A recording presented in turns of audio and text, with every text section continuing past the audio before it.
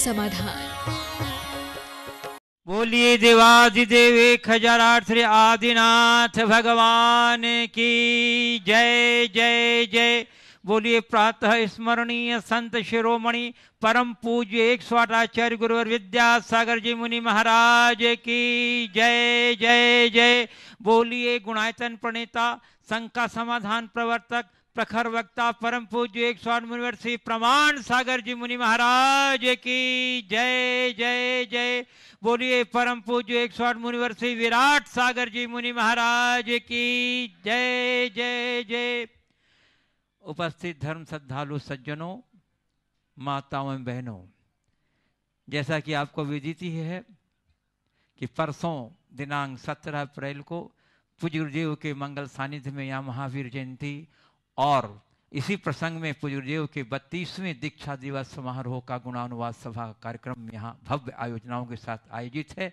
और उस कार्यक्रमों में अपनी श्रद्धा समर्पण और भक्ति का पुष्प अर्पित करने के लिए देश और विदेश के विभिन्न स्थानों से श्रद्धालुओं को आने का क्रम जारी हो गया है। आज भी यहाँ बहुत से श्रद्धालु उपस्थित हैं। मैं उन सभी श्रद्धालुओं का तथा जो यहाँ उपस्थित स्थानीय श्रद्धालु हैं तथा उन सभी श्रद्धालुओं को का जो आज यहाँ RDJMS स्कूल के विशाल प्रांगण में आयोजित संघ का समाधान के कार्यक्रम का सीधा प्रसारण पारस चैनल, जिनवाणी चैनल एवं प्रमाणिक ऐप के माध्यम से देख रहे हैं, सुन रहे हैं, आनंद ले रहे हैं, उन सबों का मैं सनावत की समस्त जैन समाज की ओर से हार्दिक हार्दिक अभिनंदन करता हूं। और आपको लिए चलूं संघ का समाधान की ओर। इसके पूर्व हम लोग रोज की तरह पूज्य गुरुदेव के द्वारा सामूहिक आशीर्वाद से अपने को अभिषेक करेंगे।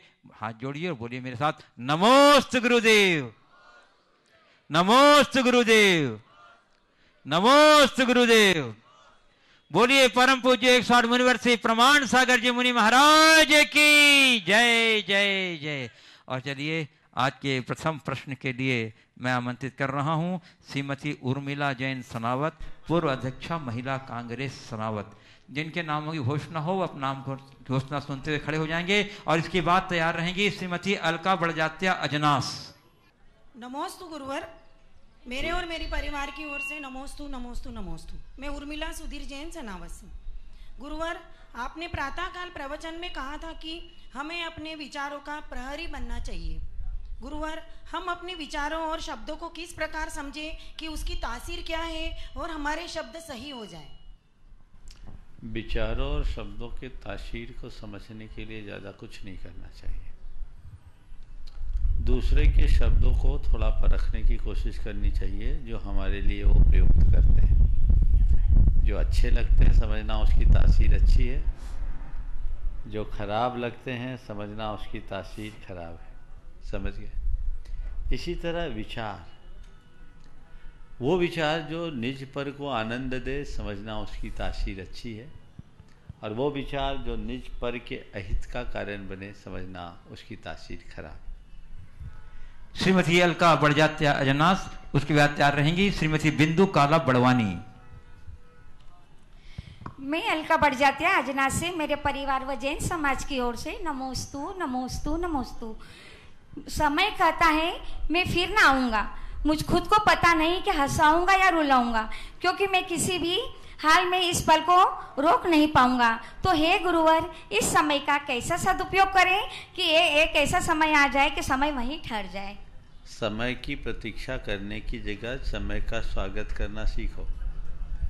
जो लोग समय की प्रतीक्षा करते हैं समय उन्हें कहीं का नहीं छोड़ता, और जो लोग समय का उपयोग करते हैं उनका समय कभी नहीं बिगड़ता। हमारे पास जो समय है हम उसका स्वागत करें, सत्कार करें। फिर आऊँगा की बात को हटाओ, अभी आया है उसे तो अपना लो। जो सामने है उसे भूलकर यदि हम आगे पीछे के प्रति जाते हैं तो वो हमारे लिए बहुत अच्छा नहीं होता। श्रीमती बिंदु काला बड़वानी, उसके बाद तैयार रहेंगी श्रीमती मोती बाला बड़जात्या इंदौर। हे गुरुवर, नमोस्तु नमोस्तु नमोस्तु। हे गुरुवर, मेरा प्रश्न ये है कि हर रविवार को ईसाई चर्च में इकट्ठे होते हैं, मुसलमान हर शुक्रवार को मस्जिद में इकट्ठे होते हैं। तो वर्तमान में ऐसी व्यवस्था हो सकती है क्या कि सप्ताह में एक बार समस्त जैन समाज एकत्रित होकर धर्म की प्रभावना कर सके? शंका का समाधान। देखिए, हर परंपरा में अलग अलग व्यवस्थाएं हैं। आपने जिनकी चर्चा की उनकी साप्ताहिक व्यवस्था है, पर जैनियों के यहाँ तो नित्य की व्यवस्था है, और नित्य की नहीं, हर पल की व्यवस्था है। हमें हर समय इसका अवसर का लाभ लेना चाहिए। लेकिन एक बात जरूर आज के समय में एक परिवर्तन होना चाहिए जो हमारे समाज के लिए बहुउपयोगी साबित हो सकता है। वो ये है कि आप प्रतिदिन भले वैयक्तिक रूप से मंदिर जाएं, सप्ताह में एक दिन पूरे परिवार के सदस्य मिलकर के मंदिर जाने की परिपाटी डालें। इससे बहुत लाभ होगा। जहाँ हमारे धार्मिक भावनाओं की पूर्ति होगी, वहीं हमारे परिवार में संस्कारों की अलख जगेगी। हमारे संस्कार भी बढ़ेंगे और सामाजिक सरोकार भी बढ़ेंगे। तो हमें ये एक परंपरा शुरू करनी चाहिए। हर प्रबुद्ध जन, हम निजी स्तर पर जो धर्म ध्यान करे सो करे, मंदिर जाएंगे और एक प्रार्थना करेंगे छोटी सी, सामूहिक रूप से मंदिर जाएं। उसका सबसे बड़ा लाभ तो ये होगा कि जो बच्चे मंदिर आदि में जाने में थोड़ा सा हिचकिचाते हैं, उनकी हिचक भी मिटेगी और वो बहुत कुछ सीख सकेंगे। उनकी भावनाएं भी बहुत शुद्ध होगी, निर्मल होगी। हाँ, श्रीमती मोती बाला बढ़ जाता है इंदौर। उसके बाद तैयार रहेंगे श्री विपिन उषा लाठिया सनावत। हे स्वामी, नमोस्तु नमोस्तु नमोस्तु। जीवन में तकलीफें तो सबको आती हैं, वो धैर्य और क्षमता भी रखता है। फिर भी कभी कभी वो तकलीफ आने पर मंदिर में या वो स्तुति करने में या भक्तामृत का पाठ करने के करते करते भी रो देता है, तो ये उसके कौन से कर्म का फल है? ये बता, बच्चा माँ के पास नहीं रोएगा तो किसके पास रोएगा? ये स्वाभाविक है, रोना स्वाभाविक है, लेकिन मन में विकल्प करना अच्छी बात नहीं। समझ गए? विकल्प को कैसे रोके? देखिए, एक स्वाभाविक प्रक्रिया है। अगर प्रशस्त भाव से मन में रुदन आता है तो ये गलत नहीं है। रुदन आना और मन का कराहना, इनमें बड़ा अंतर है। रुदन हो, आंसू ऐसे एक भक्ति की अभिव्यक्ति का भी साधन है, लेकिन उसमें अगर वेदना प्रकट हो रही है तो दुखदायी। हाँ। श्री विपिन उषा लाठिया सनावत। उसके बाद तैयार रहेंगे श्रीमती अनिला प्रमोद बढ़जात्या इंदौर। बोलिए। श्रद्धेय परम पूज्य महाराज श्री के चरणों में सशत वंदन। मेरा प्रश्न है कि ज्ञान मुद्रा में ध्यान किसका किया जावे एवं किन चक्रों पर किया जावे? इस प्रकार किए गए ध्यान से कषायों में मंदता प्राप्त हो सकती है? देखिए, ध्यान की कई प्रक्रियाएं आज वर्तमान में चलन में है और लोग तरह तरह से ध्यान का प्रचार भी कर रहे हैं। आपने पूछा है ज्ञान मुद्रा में हम ध्यान किन चक्रों में करें। विभिन्न लोगों के माध्यम से अलग अलग चक्रों में, सातों चक्रों के अलग अलग ध्यान की बात की गई है। पर जहाँ तक मेरी अपनी ये व्यक्तिगत अवधारणा है और जो जैन दर्शन की बात है, मैंने आज तक चक्रों के ध्यान का कोई प्रयोग नहीं किया। जैन दर्शन में चक्रों का कोई इस तरह का प्रयोग है भी नहीं। ये दूसरी परंपरा से आगत है, योग दर्शन से आया हुआ है। लेकिन मेरी राय में ध्यान के लिए इन सब चीज़ों की आवश्यकता नहीं है। ज्ञान को स्थिर बना लेना ही ध्यान है। और यदि हम अपनी भावना में निर्मलता लाते हैं और बार बार जिस तत्व को पाना चाहते उसे दोहराते हैं, तो हम ज़्यादा ऊंचा ध्यान पा सकते हैं। जैन दर्शन में ध्यान की सिद्धि के लिए जो बात की गई है वो बहुत ही ध्यान देने योग्य है। उन्होंने कहा, माँ मुझा माँ रज्झा माँ दुस्सा इठ निथ अथेसु थिर मिच्छा जय चित्तम विचित्त ध्यानप सिद्धि। यदि तुम श्रेष्ठ ध्यान की सिद्धि के लिए अपने मन को स्थिर रखना चाहते हो तो इष्टानिष्ट पदार्थों में राग, द्वेष और मोह मत करो। न उसे अच्छा मानो न बुरा मानो, न उससे जुड़ो न उसको छोड़ो। यही विचित्र ध्यान की सिद्धि का आधार है। यदि इस तरीके से हम ध्यान करते हैं तो बहुत उत्तम अवस्था में पहुंच सकते हैं। इस अभ्यास से संपन्न हो जाने के उपरांत परम ध्यान की जो विवेचना की गई है उसमें तो ये कहा गया कि मा चित्त मा जंपा मा चित्त किम विजेन होई थिरो अपापमिरवो इनमेव परम हवे ध्यानम। परम ध्यान क्या है? कोई चेष्टा मत करो। मां चिट्ठ, कोई चेष्टा मत करो। मां जंपह, कुछ मत बोलो। मां चित्त, कुछ चिंतन मत करो। शरीर से चेष्टा नहीं, वचनों से बोलना नहीं, मन में कोई चिंता नहीं, आत्मा को आत्मा में स्थिर रखना ही परम ध्यान है। वहां किसी चक्र की बात नहीं। पर इस ध्यान को हम प्राप्त कर ले तो संसार चक्र से पार हो जाएंगे, इसमें कोई संशय की बात नहीं। तो जैन दर्शन ऐसे ध्यान की बात करता है। यद्यपि अन्य ध्यानों का जिनका आज अनेक तरीके से प्रयोग किया जा रहा है उनके काफ़ी अच्छे प्रयोग है, लाभ भी हैं, पर मैं मानता हूँ उनका लाभ एक तरफ और इनका लाभ एक तरफ। अगर मनुष्य अभ्यास करे तो ये बहुत सरलतम ध्यान है और इसमें आनंद है। मुझे याद आ रहा है 1985 की वो घटना। गुरुदेव पपोरा जी में थे। एक तेजस्वी युवक जो ध्यान पर शोध कर रहा था, गुरु चरणों में आया। 25 साल का युवक था। मुद्रा में एक अलग आकर्षण था। गुरुदेव के दर्शन करके बड़ा अभिभूत हुआ। सैकड़ों तो स्नैप्स लिए, फोटो खींचे। और उसके बाद जब उसने गुरुदेव से ध्यान की चर्चा की और गुरुदेव ने उसे जब ध्यान का यह स्वरूप समझाया, वो वहीं गुरुदेव के सामने बैठा था, आंखें बंद किया और न जाने कितनी देर तक वो उसी में लीन रहा। सामायिक का समय हो गया, आहार के बाद बात की। गुरुदेव भी सामायिक में, वो भी वहीं लीन। करीब करीब 2 बजे, लगभग 11 बजे से लेकर 2 बजे तक 3 घंटे तक वो वहीं पड़ा रहा, बैठा रहा।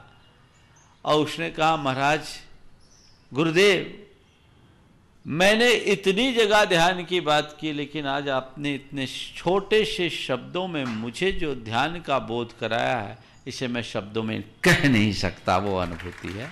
तो हम उस ध्यान का अनुभव करें और उसमें जाने की कोशिश करें। वस्तुतः ध्यान किया नहीं जाता, जो कुछ भी किया जाता है वो ध्यान नहीं है। ध्यान को जिया जाता है।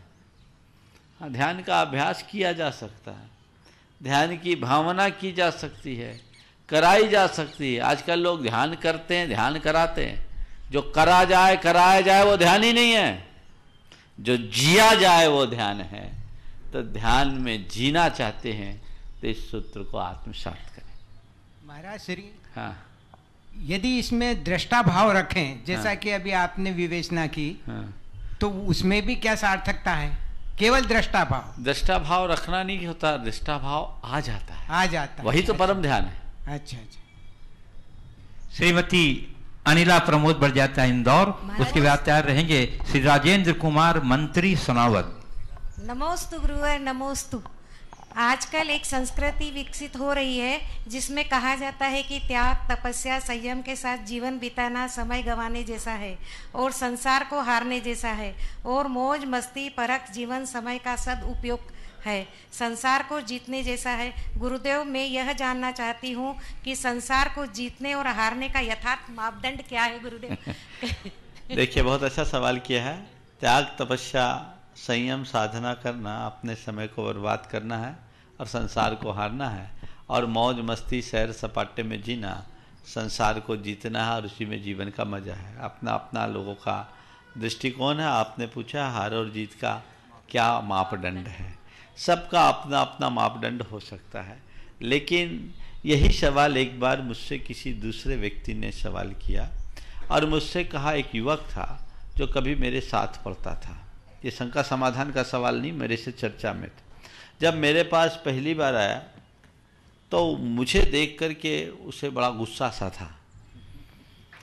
बोला, आप ये क्यों कर लिए?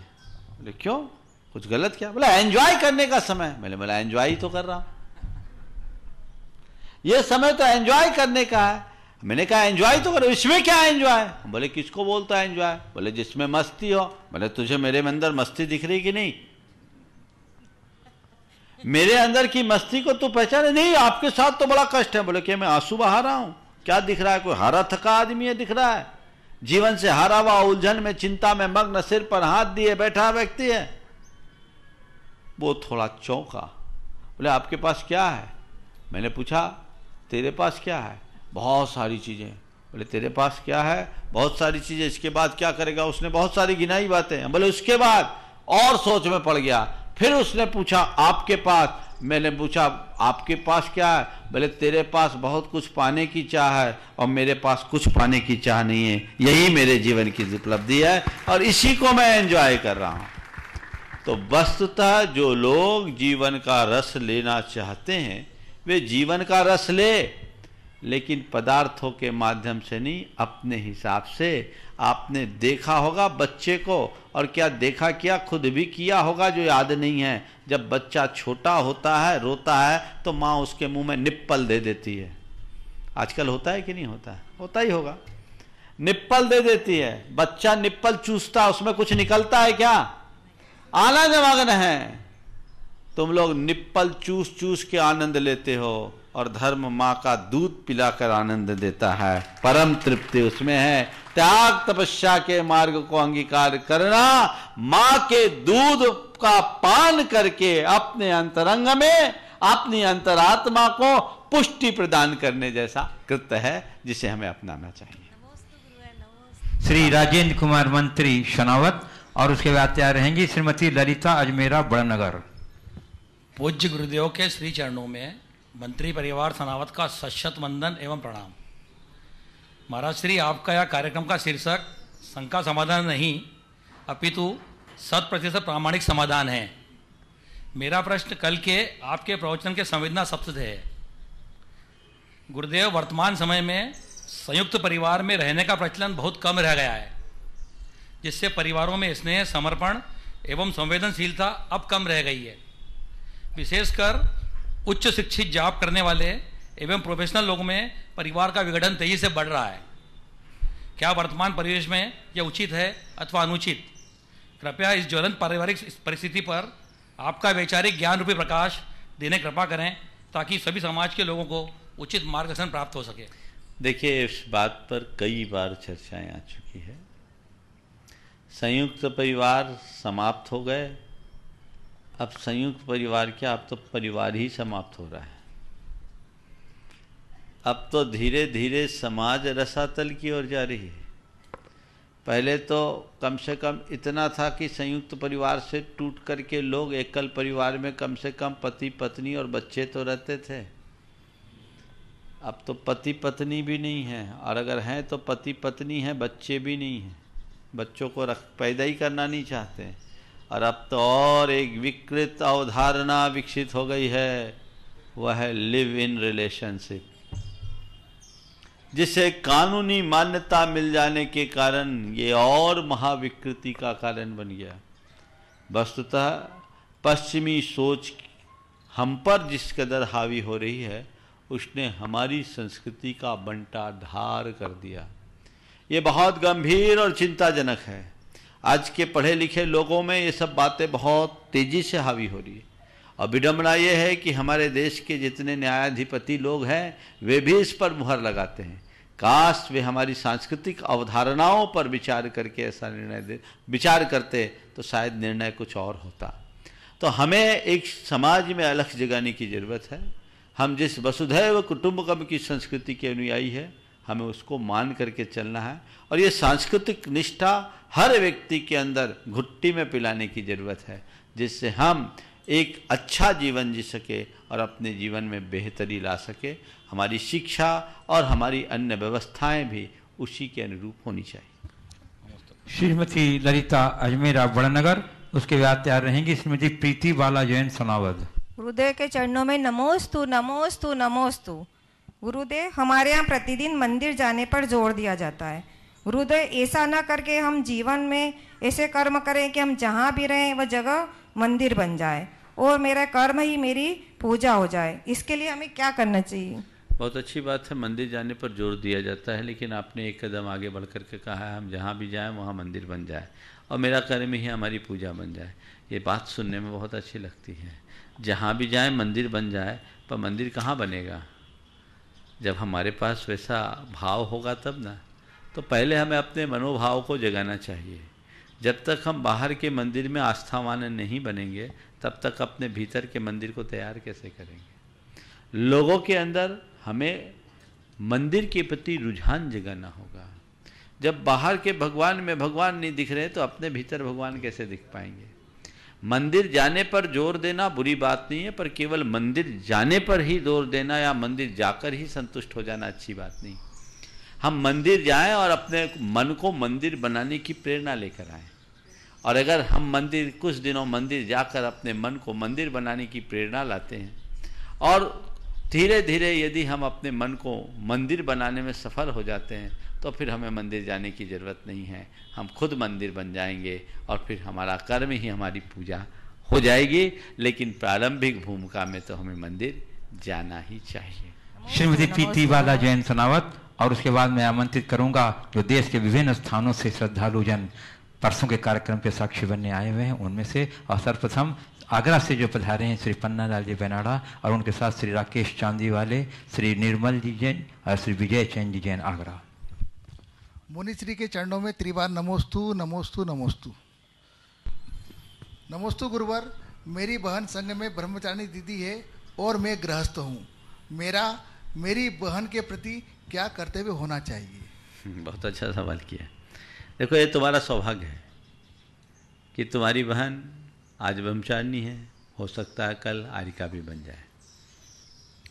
मुझे एक बात याद आ रही है, आज के संदर्भ में मैं कहना चाहूँगा। गुरुदेव के सानिध्य में 1993 में जबलपुर में नंदीश्वर द्वीप का पंचकल्याणा गजरत महोत्सव था और उसमें आचार्य गुरुदेव ने दीक्षाएं दी थी। उस कार्यक्रम में राजमाता सिंधिया मुख्य अतिथि के रूप में उपस्थित हुई थी। उन्होंने एक बहुत गहरी बात कही थी कि यदि इन्होंने गृहस्थी को अंगीकार किया होता तो 2-4 बच्चों की माता बनती। यदि इन्होंने गृहस्थी को अंगीकार किया होता तो 2-4 बच्चों की माता होती। गुरुदेव ने इन सबको जगत माता बना दिया है। बहुत गहरी बात है। वे लोग बड़े भाग्यशाली हैं जिनके घर में त्यागियों का जन्म होता है और इसे अपना सौभाग्य समझना चाहिए। तो इसे तुम अपना सौभाग्य समझो कि मेरी बहन आज मोक्ष मार्ग में लगी है, वो और आगे बढ़े। और तुम्हारा उसके प्रति 2 कर्तव्य होता है। पहला कर्तव्य तो उसे देखकर अपने आत्मा के कल्याण की भी प्रेरणा जगाओ। वो उतना आगे बढ़ गई, हम अपनी भूमिका रहते हुए क्या कर रहे हैं। और दूसरा कर्तव्य उनकी चर्या क्रिया और मोक्ष मार्ग के प्रवर्तन में यथासंभव अनुकूलता बनाओ, उन्हें कहीं कोई कमी ना आए। ये प्रयास और पुरुषार्थ करो तो जीवन धन्य होगा। श्री पन्नालाल जी बेनाड़ा आगरा गुणायतन ट्रस्टी एवं समन्वयक गुणायतन, और उसके बाद तैयार रहेंगे श्री राकेश चंद जी वाले आगरा और निर्मल जी जैन, विजय जी जैन आगरा। नमोस्तु मुनिराज। सम्यक दर्शन की प्राप्ति के मुख्य कारणों में से एक जिन बिंब दर्शन भी है। निर्ग्रंथ मुनियों के दर्शन भी क्या इसका कारण है? यदि हैं तो किस कैटेगरी में वो आते हैं? शास्त्रों में जिन बिंब दर्शन को बहुत महत्व दिया गया और ये यथार्थ है कि जिन बिंब के दर्शन से सम्यक दर्शन होता है। और एक विशेष बात जो आज मैं आपके इस प्रश्न के माध्यम से सभी को बताना चाह रहा हूँ कि दिगंबर मुनि की ये वीतराग मुद्रा का दर्शन भी जिन बिंब दर्शन में ही अंतर्भूत है। समझ गए? तो तुमने मंदिर में विराजमान भगवान के दर्शन किए या चलते फिरते भगवान के स्वरूप किसी मुनिराज का दर्शन किया, बात एक है। आचार्य कुंद ने इसी मुद्रा को दर्शन कहा है। दर्शन किसे कहते हैं? दंसई मोक्षमग्गम सम्मतम संजमम सुधम्मम च नानम विकरण शुद्धे उभ्भसने दंसनम हुई। जो मोक्ष मार्ग को दिखाता है, सम्यक को दिखाता है, सुधर्म को दिखाता है, जो ज्ञान और चर्या की सिद्धि को दिखाता है, जो खड़े होकर के भोजन करता है, उसको दर्शन होता है। तो ये मुद्रा ही दर्शन है। इसलिए दिगंबर मुद्रा को कभी हल्के में मत लेना। इससे सम्यक दर्शन की प्राप्ति होती है। बल्कि मैं ये कहता हूँ, हो सकता है मंदिर में विराजमान जिन बिंब से तुम्हें कोई प्रेरणा मिले न मिले, पर चलते फिरते जिन बिंब के दर्शन करोगे तो मुखर प्रेरणा पाकर अपना जीवन धन्य करोगे। तो महाराज श्री, हाँ, जिनको रोज नित्य जिन देव दर्शन का नियम है, तो आपके दर्शन करना ही काफी है क्या उनके लिए? पर्याप्त है। अगर दर्शन सुलभ ना हो, मुनिराज हैं, आपने उनके दर्शन कर लिए, आपके दर्शन का नियम पल गया। कई बार बिहार होता है। एक बार लोगों ने बोला महाराज बिहार में हम लोग चल रहे हैं, दर्शन नहीं हो रहे, तो बोले ये दर्शन है ना।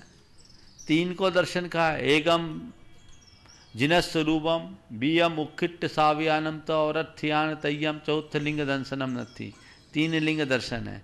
मुनि का पहला, उत्कृष्ट श्रावक एलक क्षुल्लक का दूसरा, अरावर स्थान में स्थित आर्यिकाओं का तीसरा, चौथा कोई लिंग दर्शन नहीं है। तो ये मुनि मुद्रा दर्शनीय है, इसलिए आप दर्शन कर सकते हैं। कदाचित आप भगवान की पूजा रोज करते हैं और किसी वजह से पूजा नहीं हो पा रही और मुनिराज को आहार दान दिया, तो वो भी आपकी पूजा हो गई। ये पूजा के अंतर्गत। हाँ। श्री राकेश जी चांदी वाले, बताना चाहता हूँ कि गुणायतन की ओर से पश्चिमी उत्तर प्रदेश के प्रांतीय अध्यक्ष के रूप में सुशोभित हैं। 2000 करतल ध्वनि से अभिनंदन कर दिए। उसके बाद श्री निर्मल जी जैन, गुणायतन ट्रस्टी। मेरा एक प्रश्न है कि किसी के प्रति हमारी बहुत श्रद्धा है, उसने हमारे लिए बहुत कुछ किया है, मगर वर्तमान परिस्थिति में उसका आचरण या किसी वजह से वो नहीं कर पा रहा है, तो हमें अश्रद्धा होती है उस के प्रति। तो क्या हमें वो अश्रद्धा करनी चाहिए?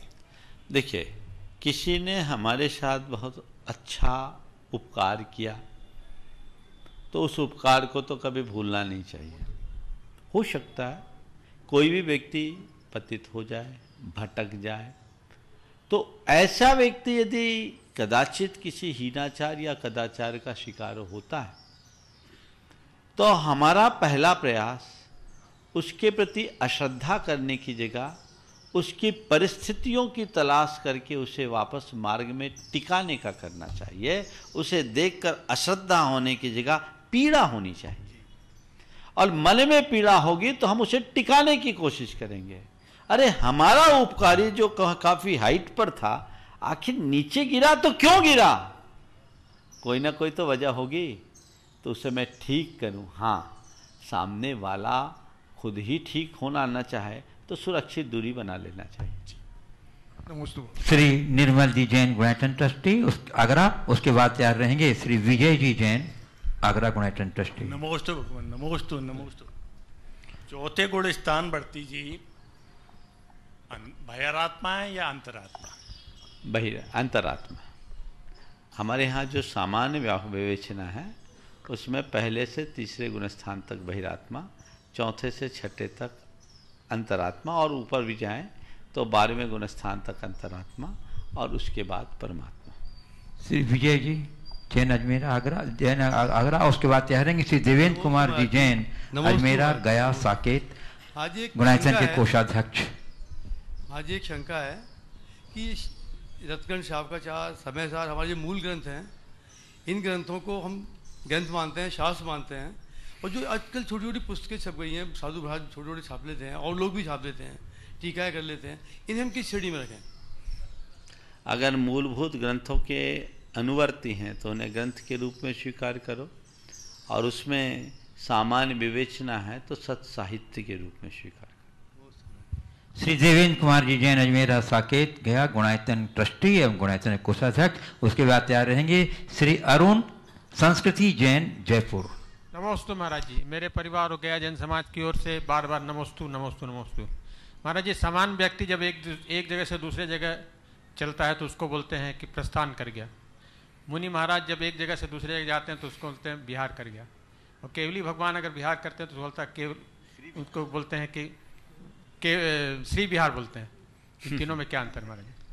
प्रस्थान, बिहार और श्री बिहार। प्रस्थान क्या, आप लोग तो रवाना भी होते हैं, और थोड़ा आगे बढ़े बिहारी में तो बोलते फुट गए है ना, फुट गए, खिसक गए।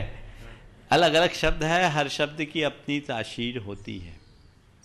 वस्तुतः सामान्य रूप से गमनागमन करना और विहार करना, इसमें एक अंतर है जिसे हमें समझना है। जैसे हम भोजन करते हैं, खाना खाते हैं, भोजन करते हैं और आहार लेते हैं, इनमें अंतर है ना। वैसे ही हम चलते हैं, प्रस्थान करते हैं और विहार करते हैं, इसमें अंतर है। क्रिया एक है पर भाव अलग अलग। चलना एक सामान्य क्रिया है, प्रस्थान एक स्थान से दूसरे स्थान तक जाने का एक प्रकार का संकल्प है जिसमें हम ससंकल्प निकल जाते हैं। लेकिन विहार जहाँ विशेष विचार के साथ स्थान से स्थानांतरण की गति हो, उसका नाम विहार है। जो पैदल होता है, समझ गए, आप लोगों का विहार नहीं हो सकता। आप लोगों की तो यात्रा होती है, आपका गमन होता है, आप प्रस्थान करते हैं, क्योंकि आपको साधन चाहिए, गाड़ी चाहिए, और 11 नंबर की गाड़ी में चलो तो विहार होगा। समझ गए, इसलिए विहार किया जाता है। और केवली भगवान को श्री विहार है तो विहार ही। हम लोग श्री विहार इसलिए कहते हैं कि केवल ज्ञान ही श्री है। श्री यानी संपदा, कैवल्य की लक्ष्मी, लोक की सर्वश्रेष्ठ लक्ष्मी है। तो जिनके पास कैवल्य की लक्ष्मी है, जो केवल ज्ञान के साथ विहार कर रहे हैं, उसका नाम श्री विहार। दूसरी बात, हमारे विहार में और केवली भगवान के विहार में बड़ा अंतर है। केवली भगवान जब विहार करते हैं तो लोक की संपूर्ण विभूति भगवान के चरणों में आती है। आपने देखा कि भगवान जब चलते हैं तो उनके चरणों के नीचे स्वर्ण कमल खिलते हैं। ये इस बात का द्योतक है, कमल लक्ष्मी का प्रतीक है, लक्ष्मी का आसन माना जाता है। 3 लोक की सारी संपदा भगवान के चरणों में न्यौछावर होते हैं, और भगवान उससे 4 अंगुल ऊपर चलते हैं, जो उनकी अलिप्तता का द्योतक है। इसलिए वो श्री के साथ विहार करते हैं, इसलिए भगवान का विहार श्री विहार कहलाता है, और हम तुम का विहार केवल विहार कहलाता है। नमोस्तु महाराज जी। श्री अरुण संस्कृति जैन जयपुर गुणायतन ट्रस्टी, और उसके बाद तैयार रहेंगे श्री सुभाष पूनम, और जयपुर के प्रांतीय अध्यक्ष भी हैं। और उसके बाद तैयार रहेंगे श्री सुभाष जी पूनम जी जैन गुणायतन के CEO। नमोस्तु मुनिराज, नमोस्तु मुनिराज, नमोस्तु मुनिराज। मुनिराज, कीमत दोनों को चुकानी पड़ती है, चुप रहने की भी और बोलने की भी। यदि हम बोलते हैं तो सामने वाले को आहत करते हैं, और चुप रहते हैं तो स्वयं को। और कई बार ऐसा होता है कि हमारी चुप्पी पर सामने वाला अपने आप को सही समझता है। तो गुरुवर, हम क्या करें, चुप रहें या सामने वाले को जवाब दें? कीमत दोनों को चुकानी पड़ती, चुप रहने वाले को भी और जवाब देने वालों को भी। आपने पूछा हम चुप रहें या जवाब, दोनों की स्थितियां आपने प्रकट कर दी। वस्तुतः हम ऐसा बोले नहीं कि चुप रहना पड़े, हम ऐसा बोले नहीं कि चुप रहना पड़े, और ऐसा चुप्पी न साधें कि जवाब सुनना पड़े। समझ गए? यदि ऐसी प्रवृत्ति अपना ले तो समस्या ही हल हो जाए। नमोस्तु महाराज, नमोस्तु महाराज। श्री सुभाष जी पूनम जी जैन गुणायतन के मुख्य प्रशासनिक पदाधिकारी और मंत्री भी हैं, साथ में हैं। हाँ, एक बार जरा बहुत अच्छी व्यवस्था दे रहे हैं, लोग आते हैं जाके बोलते हैं बहुत अच्छी व्यवस्था मिलती है, जा करके ध्वनि से अभिनंदन करें। नमोस्तु गुरुदेव के पावन चरणों में नमोस्तु नमोस्तु नमोस्तु। गुरुदेव, एक थोड़ा सा प्रश्न है व्यवस्था के बारे में कि भोग भूमि में वस्त्र आभूषण आदि का अस्तित्व की बात तो पढ़ने में आती है। इसका मतलब भोग भूमि के समय भी वस्त्र होते थे। तत्पश्चात भगवान आदिनाथ के समय में जो असी मसी कृषि की शिक्षा दी गई, उसमें भी क्या वस्त्र बनाने की बात सिखाई गई थी, या कुछ समय ऐसा रहा जिसमें कि पत्तों का ही उपयोग किया गया होगा? क्योंकि साइंस तो बोलती है करीब 1,70,000 पहले वस्त्र का आविष्कार हुआ। देखिए, भोग भूमि में जो कुछ भी हमें प्राप्त होता था वो दिव्य कल्प वृक्षों के माध्यम से प्राप्त होता था। उसमें हमें कुछ कर्म नहीं करना पड़ता था। उस समय में भवन, भूषण, वाहन, यान सब मिलते थे, तो सारे साधन हमें उच्च स्तर पर प्राप्त हो जाते थे। लेकिन भगवान ऋषभदेव के काल में कर्म भूमि थी, तो पहले वस्त्र मिल जाते थे, लोग पहन लेते थे, शीत गर्मी की बाधा भी उस समय नहीं होती थी। लेकिन स्वाभाविक रूप से वस्त्र के प्रति रुझान होने के कारण लोग उसका उपयोग करते थे। जब भोग युग से कर्मयोग की ओर हम परिवर्तित हुए और भोग कल्प वृक्षों ने अपना फल देना बंद कर दिया, तब हमारे सामने एक बड़ी समस्या आई कि हम अब क्या करें। तो ऋषभदेव ने असी मसी कृषि विद्या वाणिज्य और शिल्प का उपदेश दिया, कृषि कर्म सिखाया, बीज बोना सिखाया, और उसके बाद वस्त्र आदि के निर्माण की प्रक्रिया शुरू हुई। उस बीज की अवधि में मनुष्य ने छाल और बक्कल का प्रयोग किया होगा, जिसे हम अपने आदिम युग की शुरुआत की बात कह सकते हैं। नमोस्तुते। अगला बोलिए। श्री सुभाष जी हो गया, उनके बाद श्री नेमीचंद जी शशि जैन फरीदाबाद गुणायतन ट्रस्टी, और उसके बाद तैयार रहेंगे श्री दिनेश जी पापड़ीवाल जयपुर शिरोमणि संरक्षक गुणायतन। नमोस्तु महाराज जी, कोटानी कोटवा नमोस्तु नमोस्तु नमोस्तु। हे भगवान, ऐसी कौन सी संतुष्टि है जो हमारे जीवन को सफल बनाती है? कौन सी संतुष्टि है जो हमारे जीवन को सफल?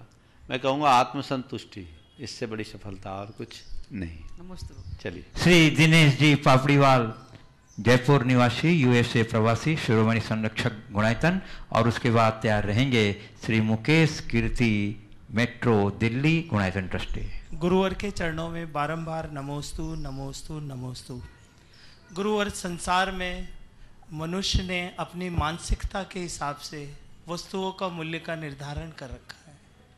कुछ वस्तुएं ऐसी हैं जिनका वो निर्धारण आज तक कर नहीं पाया और वो अमूल्य है, चाहे माता पिता का, गुरुओं का आशीर्वाद हो, चाहे अन्य बहुत वस्तुएं हों। ऐसी क्यों? ये बात सही है। मनुष्य ने बहुत सारी चीज़ों का मूल्यांकन किया है, और कुछ चीज़ें ऐसी हैं जिसका वो आज तक मूल्यांकन कर नहीं पाया। आपने पूछा ऐसा क्यों, और बहुत अच्छा उदाहरण दिया, माता पिता गुरुजनों का आशीर्वाद। सच में ये है कि मनुष्य ने चीज़ों का मूल्यांकन किया, पर उसके मूल्य आंकने वालों का कभी मूल्यांकन करने की कोशिश नहीं की। मनुष्य की एक बड़ी दुर्बलता रही, उसने जो दृश्य रहा उसे महत्व दिया, जो अदृश्य रहा उसकी सदैव उपेक्षा की। जबकि जीवन की एक बहुत बड़ी सच्चाई है कि हर दृश्य शक्ति के पीछे कोई अदृश्य शक्ति होती है। आज हमारा ये जीवन हमें दिख रहा है, हम आप सब हर पल अपने जीवन का रस ले रहे हैं और अपने जीवन को कीमती समझ रहे हैं। जीवन को कीमती मानते हो कि नहीं मानते? बोलो। मानते हैं। हर व्यक्ति का जीवन बड़ा कीमती है, और मनुष्य जीवन तो बहुत ही कीमती है ना। हम अपने जीवन को कीमती मानते हैं, जीवन जिस दिख रहा है उसे कीमती मानते हैं, पर यह जीवन किसके बल पर चल रहा है उसे कभी समझने की कोशिश क्यों नहीं की? ये जीवन को चला कौन रहा है? हमारे प्राण, जिसकी हम कीमत नहीं जानते, हमारी श्वासें, जिसकी हम कीमत नहीं समझते। काश हम इसे समझने की कोशिश करते हैं। हमारा भौतिक जीवन बहुत सारे साधनों से संपुष्ट होता है और लोग उसका महत्व आंकते हैं। आपको कोई भी अचीवमेंट होता है, अपने प्रयास और पुरुषार्थ की दुहाइयाँ देते हैं, आप उसका मूल्यांकन करते हैं।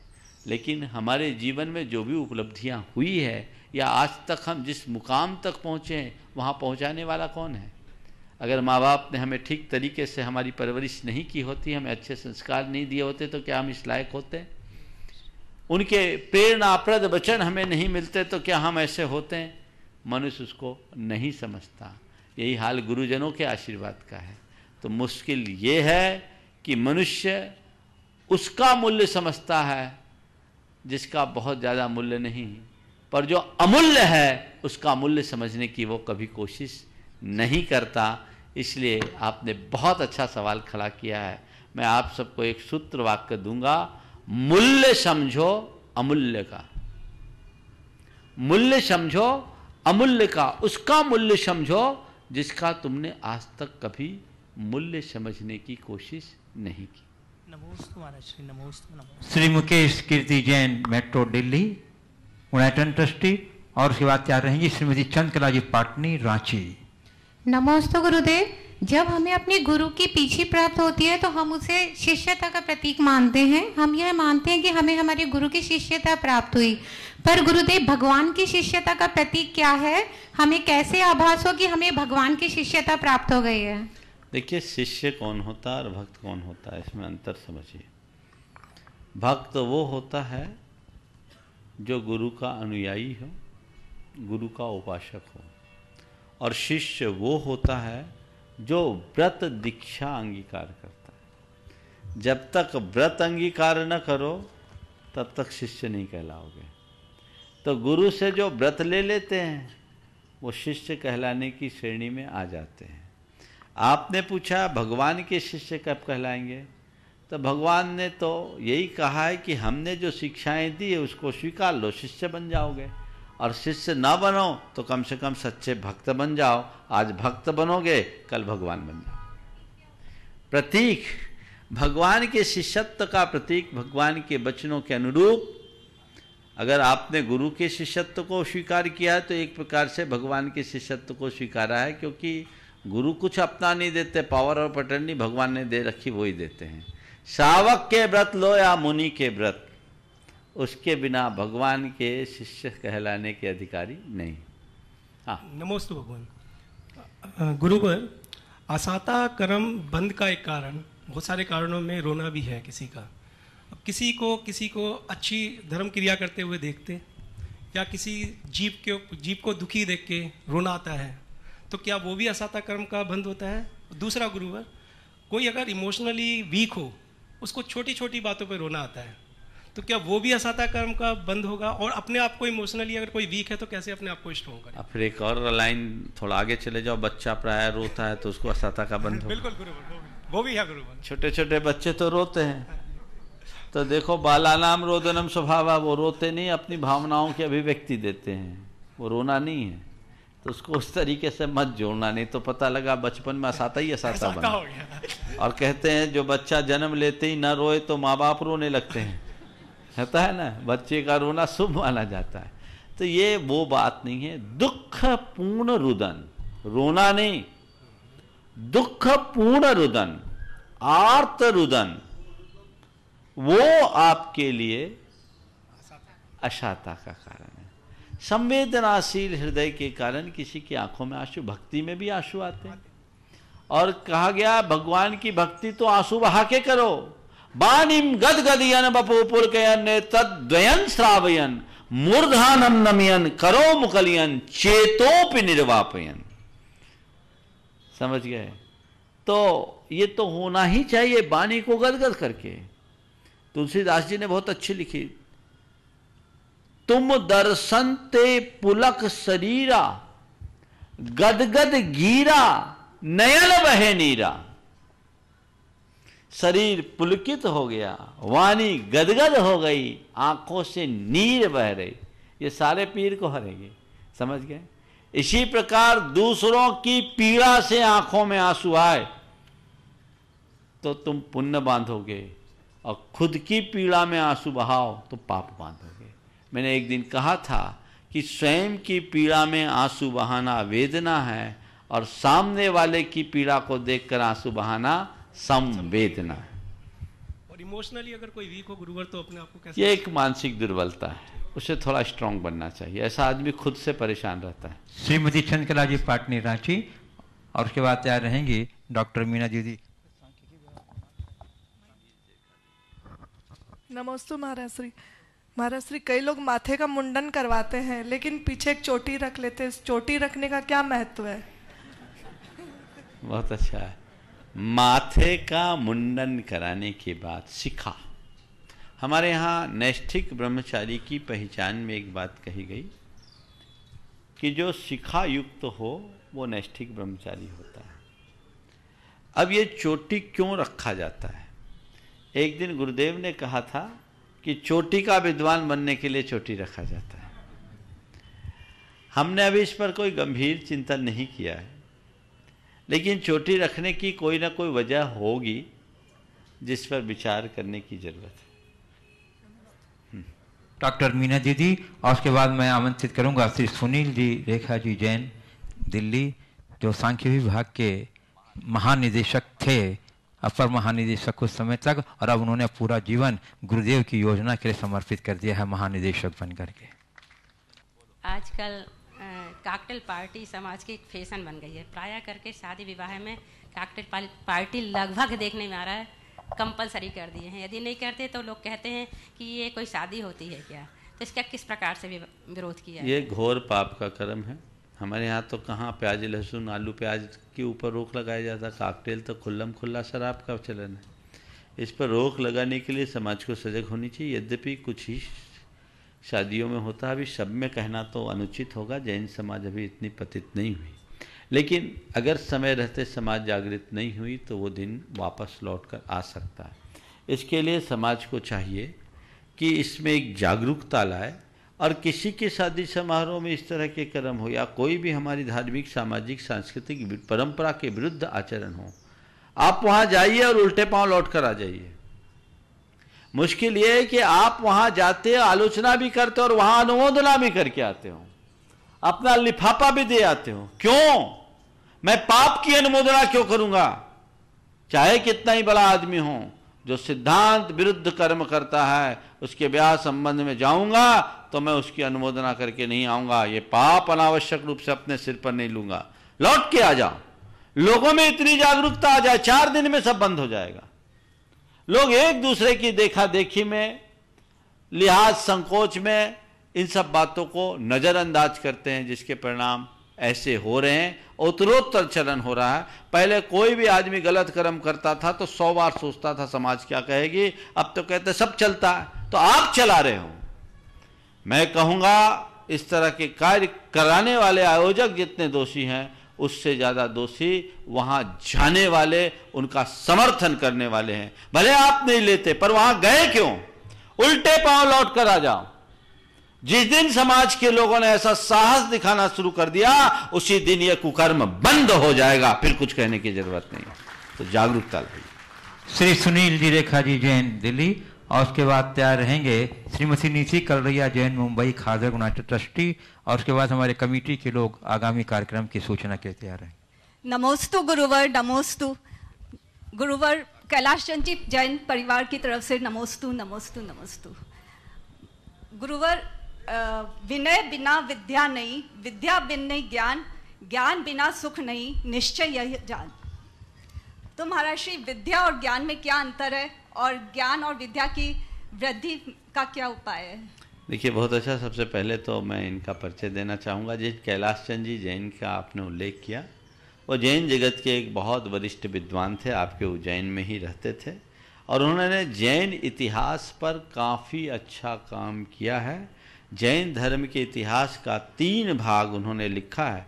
मैंने उसके एक भाग को अभी पढ़ा है, और वाकई में भारतीय इतिहास के उन अछूते पहलुओं को खोलकर उन्होंने जैन धर्म के इतिहास को एक नई दिशा दी है। प्रत्येक व्यक्ति को उसे पढ़ना चाहिए, और उन्होंने काफ़ी कुछ काम किया है। इतिहास के बहुत अच्छे विद्वान थे, और ये उनके पिताजी थे। ये बहुत अच्छी बात है। आपने पूछा है ज्ञान और विद्या में क्या अंतर है। देखिए, ज्ञान शब्दात्मक भी होता है और शब्दातीत भी होता है, अनुभव परक भी होता है। इसलिए ज्ञान एक अलग चीज हो गई। विद्या 2 तरह की होती है। विद्या एक ज्ञानात्मक भी होती है और एक विद्या लब्ध्यात्मक भी होती है।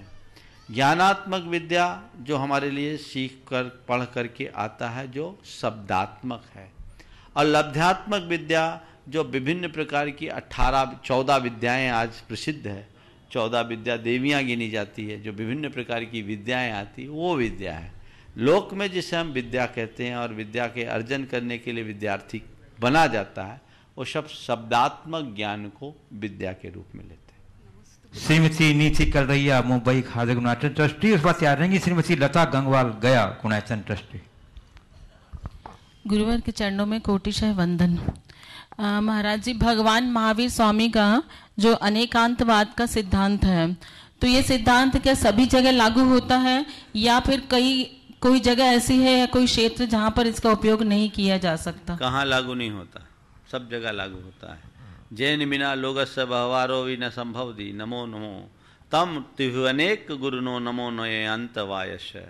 जिसके बिना लोक का व्यवहार भी संभव नहीं है, ऐसे 3 लोक के एकमात्र गुरु में अनेकांतवाद को नमस्कार करता हूँ। श्रीमती लता गंगवाल गया गुणायतन ट्रस्टी, इस पर तैयार रहेंगे यहाँ के स्थानीय कमेटी के लोग आगामी कार्यक्रम की सूचना। अच्छा, महाराज श्री सत्सत बंधन। महाराज श्री, प्रत्येक व्यक्ति का मन अलग अलग क्यों होता है? जैसे सास ने कहा, बहू ने क्या समझा, बहू ने क्या कहा, सास ने क्या समझ लिया, ऐसा क्यों होता है गुरुवर? इसमें हम व्यक्ति को मन को समझाना छोड़ देना चाहिए या मन को स्थिर रखने का प्रयासों पर विराम लगा देना चाहिए? ऐसा केवल इसलिए होता है कि हम एक दूसरे को समझ नहीं पाते, और जब एक दूसरे को समझ नहीं पाते तो कम्युनिकेशन गैप होता है। आपने क्या कहा, उनने क्या समझा, उनने क्या कहा, आपने क्या समझा। ये एक दूसरे के साथ जो इस तरह की प्रवृत्तियाँ होती है, उसमें कुछ का कुछ हो जाता है। वस्तुतः मनुष्य को चाहिए कि वो अपनी समझ को विकसित करे और एक दूसरे के प्रति अपनी समझ बनाए, जिससे जीवन को अच्छा बनाया जा सके। श्री राजेश पूनम लक्ष्य जैन गुणायतन ट्रस्टी जमशेदपुर।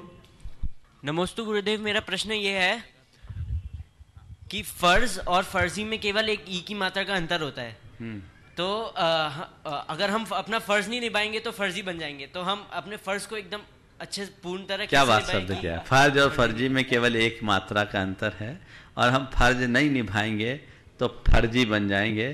तो आपने पूछा है कि हम हमेशा अपना फर्ज निभाते रहें, इसके लिए क्या करें, फर्जी बनने से बचें। देखिए, फर्ज आप तभी निभा पाओगे जब कर्ज को याद रखोगे। क्या बोल रहा हूं? कर्ज को याद रखोगे। हम पर किसी ने कोई उपकार किया, उसका कर्ज हमारे सिर पर है, तो उसे चुका देना हमारा फर्ज है, नहीं तो हम फर्जी हैं।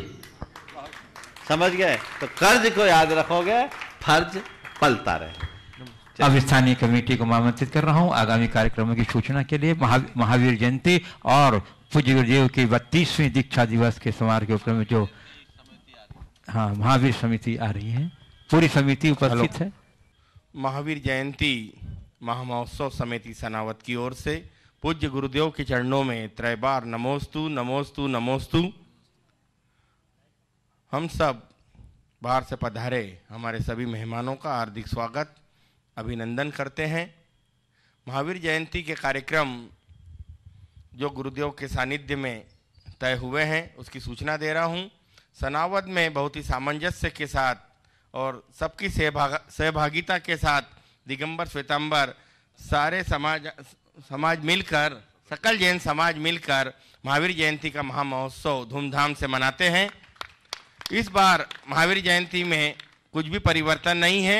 थोड़ा सा परिवर्तन यह है कि प्रातःकाल अपने अपने मंदिर में पूजन अभिषेक 8 से 9 बजे तक पूज्यपाद की जो मंगल देशना दिव्य सत्संग चल रहे हैं वो यथावत होंगे, और प्रवचन के पश्चात मुख्य पंडाल से कतारबद्ध होकर यहाँ का जो बड़ा जैन मंदिर है, जिसे बड़ा जैन मंदिर कहते हैं, पार्श्वनाथ जैन मंदिर, वहाँ पर जुलूस की तैयारी रहेगी। गुरुदेव के साथ हम सब उस जुलूस में सम्मिलित होंगे। जुलूस नगर के प्रमुख मार्गों से भ्रमण करते हुए वापस बड़े मंदिर जी में पूर्ण होगा और यथावत अभिषेक आदि क्रियाएं होगी। दूसरी सूचना यह है कि दोपहर में ही और मुनि संघ की चर्या भी बीच में संपन्न होगी, हर चर्या, क्योंकि दोपहर में पूज्य गुरुदेव प्रमाण सागर जी महाराज का 32वां दीक्षा दिवस मनाने का एक अपूर्व और पुण्यशाली अवसर सनावद नगर को प्राप्त हुआ है। और उस पुण्यशाली अवसर में सारे देश के कोने कोने से श्रद्धालु और भक्तगण सनावद पधार रहे हैं। उनके आतिथ्य सत्कार के लिए हम पलक पावड़े बिछा कर तैयार हैं। एक बार पुनः मैं सनावद की सकल जैन समाज की ओर से आप सबसे निवेदन कर रहा हूं कि आप बिना हिचक के यह न सोचे कि छोटी सी जगह है कैसी व्यवस्था होगी, क्योंकि सब बड़े बड़े लोग हैं, बड़ी जगहों से आते हैं, थोड़ा सा मन में विचार आता है किंचित सा, इसलिए ऐसा कोई विचार न पाले। जगह जरूर छोटी है, किंतु मैं इतना कहूंगा कि निमाड़ वासियों का दिल बहुत बड़ा है और हम सबको आपको समाहित करने के लिए गुरुदेव के आशीष से लालायित हैं। पुनः निवेदन कर रहा हूं आप सब पधारें और गुरुदेव का दीक्षा दिवस हम सब बहुत धूमधाम से मनाएंगे। और एक छोटी सी सूचना और है, आज रात्रि में अभी नवीन वेदी प्रतिष्ठा यहाँ पर संपन्न हुई है आदिनाथ जिनालय में। आज सुबह सुबह जिन बिंबों की प्रतिस्थापना बहुत ही भक्ति भाव से हुई है। रात्रि में भजन संध्या और भक्तामर का पाठ मंदिर जी में है और प्रातः काल शांति विधान, शांति धारा आदि कार्यक्रम मंदिर जी में पूज्य पाद के सानिध्य में ठीक 6:15 बजे से संपन्न होंगे। आप सब अपनी सहभागिता उसमें लगाएं। बोलिए। और कल का प्रवचन प्रातःकालीन पंडाल में इट इज अपने कार्यक्रम पे होगा और शंका समाधान यहाँ पर होगा। बहुत बहुत धन्यवाद। बंधु, एक विशेष सूचना मैं आपको देना चाहता हूं कि परसों जो मध्याह्न काल में गुणानुवाद सभा 17 अप्रैल को आयोजित है पूज्य गुरुदेव की 32वीं दीक्षा दिवस समारोह के पावन प्रसंग में, उसमें न्यूयॉर्क के श्री नीतीश सैफाली अजमेरा के सुपुत्र श्री गौरव अजमेरा एक विशेष प्रस्तुति देंगे जो बहुत ही आकर्षक और है, इसलिए आप इसके पूरा उपस्थिति के साथ। नितिन सैफाली अजमेरा, नीतीश सैफाली अजमेरा, नितिन देखिए बहुत अच्छी बात है। मैं आपको बताऊं, ये गौरव अजमेरा ने न्यूयॉर्क में भगवान महावीर के गर्भ और जन्म कल्याणक की एक ऐसी अद्भुत प्रस्तुति दी जिसे पूरे अमेरिका वासियों ने सराहा। और इस वर्ष केवल इसी कार्यक्रम को संपन्न कराने के लिए वो भारत आ रहा है। पिछले 3 माह पूर्व उसने कहा था कि महाराज आपका जहाँ प्रवास होगा महावीर जयंती में हम एक कार्यक्रम देना चाहेंगे। ये बहुत प्रशंसनीय बात है। ये सनावद का सौभाग्य है कि यहाँ भारत नहीं, भारत से बाहर के लोग भी, ऐसे न्यूयॉर्क से आपके दिनेश जी पावड़ीवाल तो आ ही गए, वो भी इसी कार्यक्रम के लिए आए हैं।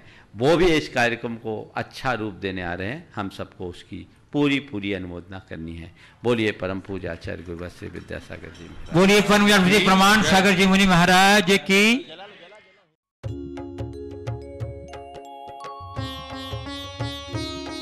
शंका समाधान।